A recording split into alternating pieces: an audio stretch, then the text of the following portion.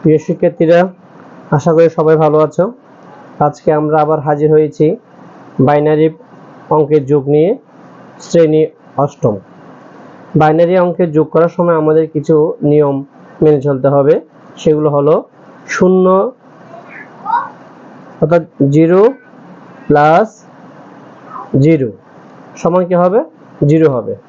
0 plus 1 সমান হবে 1। 1 plus 0 সমান হবে 1। 1 প্লাস 1 সমান হবে 0 এবং হাতে থাকবে 1। এই নিয়মটা আমাদের ফলো করে আমাদের অঙ্কগুলো করতে হবে।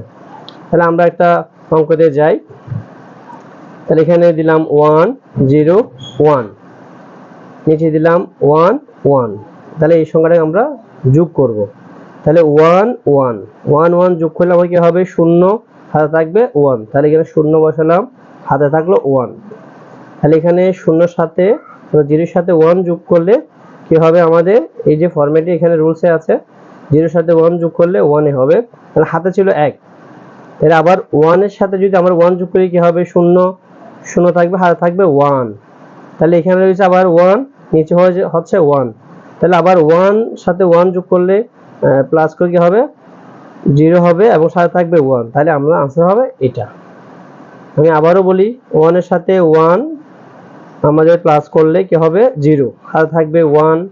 তাহলে এখানে 0 প্লাস 1 হলে আমাদের কি হবে? 1, হাতে ছিল 1। তাহলে 1 আর 1 প্লাস করলে আমাদের হবে 0, হাতে থাকবে 1। তাহলে 0 বসানোর হাতে 1।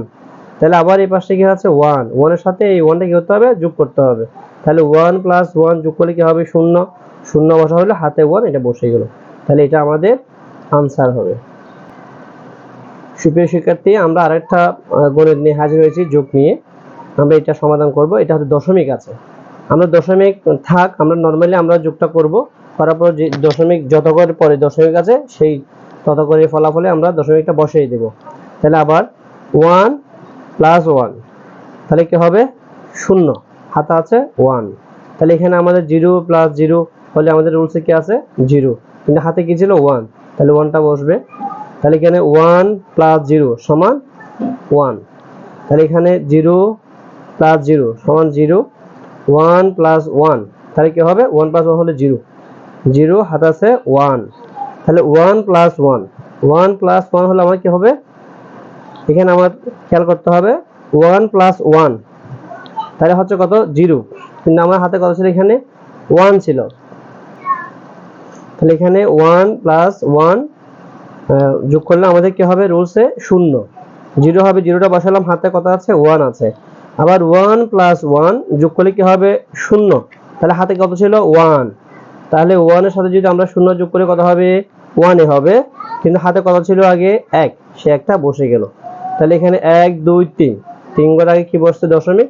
এখানে 3 ঘর আগে আমরা দশমিক বসিয়ে দেব। তাহলে এইভাবে আমাদের বাইনারি যোগগুলো আমরা সহজে করতে পারবো।